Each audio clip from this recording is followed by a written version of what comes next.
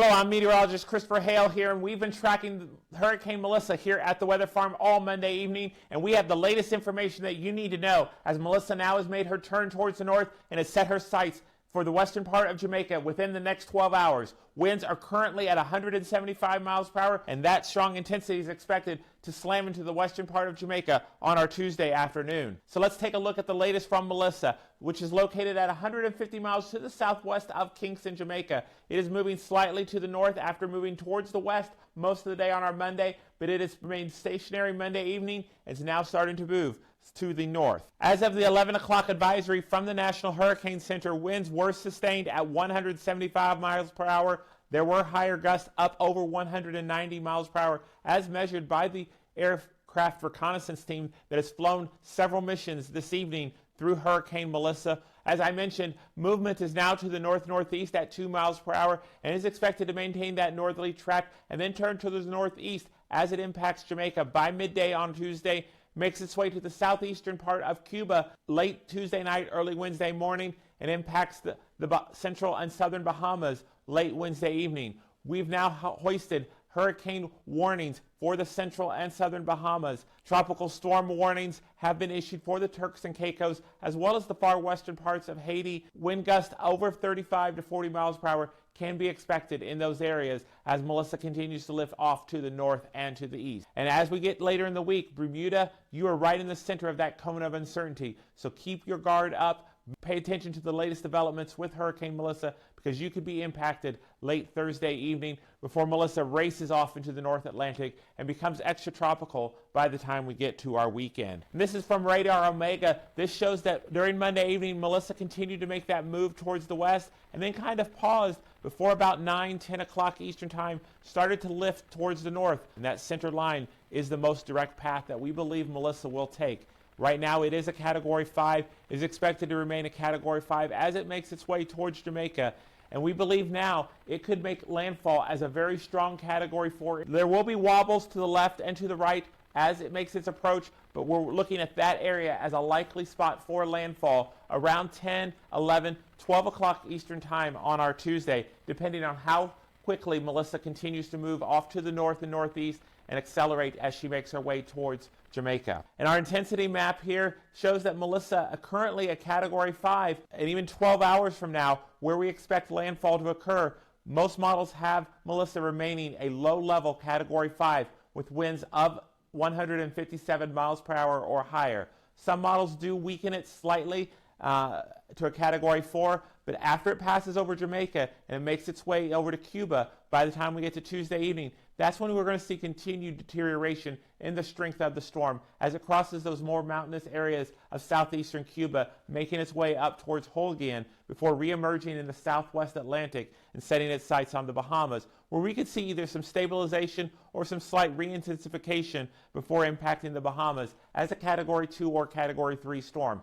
Once it makes it past the Bahamas and makes its way up towards Bermuda, it's going to run into an area that has a lot of wind shear in those upper levels of the atmosphere. And just like it took a while for Melissa to get organized because that wind shear was inhibiting its development, it's going to rip the tops off of these clouds with Hurricane Melissa and decline it to a Category 1 by the time it gets to Bermuda late Thursday into Friday. And then we expect it to become tropical and extratropical Friday into early Saturday. So let's look here at our HAFS-A model, and this model is initialized very well. Current pressure 903, it started at 904. Pressure may dip sub 900 millibars, and if that happens, that would be an extreme weather event for the Caribbean and for the island of Jamaica if this makes landfall near the 900 millibar level. And so we're going to continue to watch that. We remember that in 1988 as Hurricane Gilbert made its way across Jamaica, and that was the strongest storm to ever hit the island nation as it made its way from the southeast corner towards the northwest.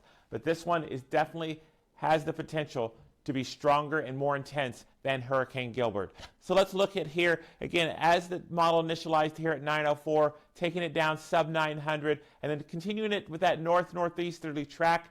By the time we get to 8 o'clock, 11 o'clock, making sure somewhat landfall somewhere near Savannah Lamar, about 905, 906 millibar pressure, re-emerging, making landfall in southeastern Cuba, about a 945 millibar low early Wednesday morning, and then it makes its sights on the Bahamas. Again, not as intense, about a 960, 965 millibar low as it crosses the central and southern Bahamas and races off towards Bermuda, where it will encounter that additional wind shear. Now this is our HWRF model, and the thing that I note about this one, it is not as deep of a tropical system. The winds are not as intense with this particular model, but it does have that same general timing, same general landfall around Savannah, Lamar, and the timing as it crosses Jamaica into southeast Cuba, exiting up near Holguin in Cuba, and then up towards the Bahamas.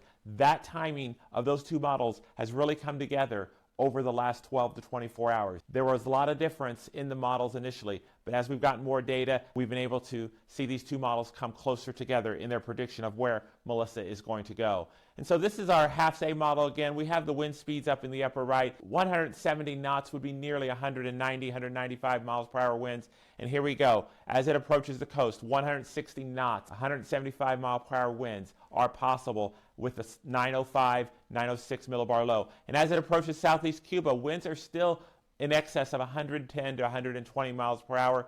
As it exits, rapid deterioration across those mountainous regions. There'll be some re-intensification across the southwest Atlantic, but we expect a Category 2 to impact the Bahamas, and then it will struggle to maintain that hurricane status as it reaches out into those waters of the Atlantic. And here's two images here with the map from the HAFS model right before it makes landfall and then at the time of landfall. So we have it as a 908 millibar low down to a 905. Winds of about 160 knots to about 170 knots. If this were to come to fruition, this would be a very strong Category 5 storm. It will cause extreme devastation for the western part of Jamaica as we get that storm surge of 9 feet making its way onshore. Now, just because you're over here in the eastern part of the island, don't think that because the storm is in the western part that you're safe and not in harm's way. We're still going to see extreme water being rushed up towards Kingston. We're going to see the storm surge about 3 to 5 feet in that area. We're still going to see the heavy rain. We're just not going to see the intense winds, which are going to be focused on the western part of the island. So you can still see winds gusting occasionally up to 60, 70 miles per hour, but you're going to see heavy amounts of rainfall. So the entire island is going to receive anywhere from 20 to 25 inches of rain with this storm over the next 12 to 36 hours. So just because the storm makes it on shore in the western part, and even after it passes, you're still going to have those wraparound bands on the back side as Melissa makes its way up to Cuba that are going to impact you into Tuesday night and early Wednesday morning.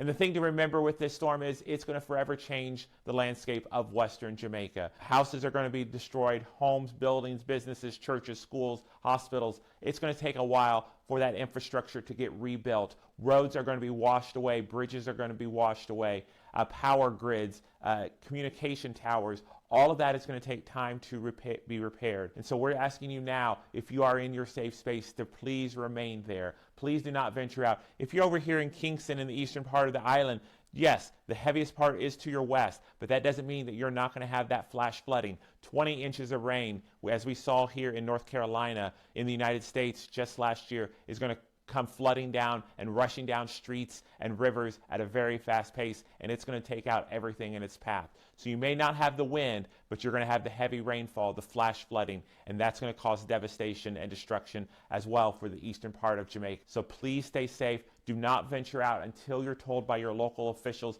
and government authorities that it is safe to move out and about, and to start assessing that damage, to start helping your neighbors, and start to rebuild and pick up the pieces after Melissa has left her damage on the island. As I mentioned, that rainfall in this map here may be a little less colorful than it was earlier in the day. Not as many browns, which would indicate in excess of 30 inches of rain, but that's because rain's been falling all across Jamaica all day, across southeast Cuba, western Haiti as well. So this rainfall is in addition to what you've already seen. We're going to see an additional 15, 20, 25 inches of rain for the western parts of Jamaica. The eastern parts, you're going to see an additional 10 to 20 inches of rain. That's why flash flooding, landslides, mudslides, they're all going to be very dangerous and all in play, even if you don't experience the most severe wind with this storm.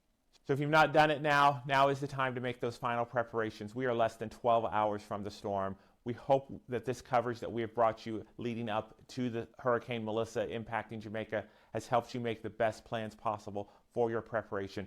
There is a chance that we will be live tomorrow morning to give you the latest update at the 5 a.m. update. If not, we will post it, a short update here on YouTube. We will continue to check in and provide you any changes in the path. If this were to slow down and be more of a later in the afternoon storm, we're going to keep you informed just as we have over the last 5 to 6 days, because that's what we do here at the Weather Farm. We give you the facts as we know them. We help you make the best decisions possible, and we hope that we've shown that over the last several days. Stay safe. We are praying for you.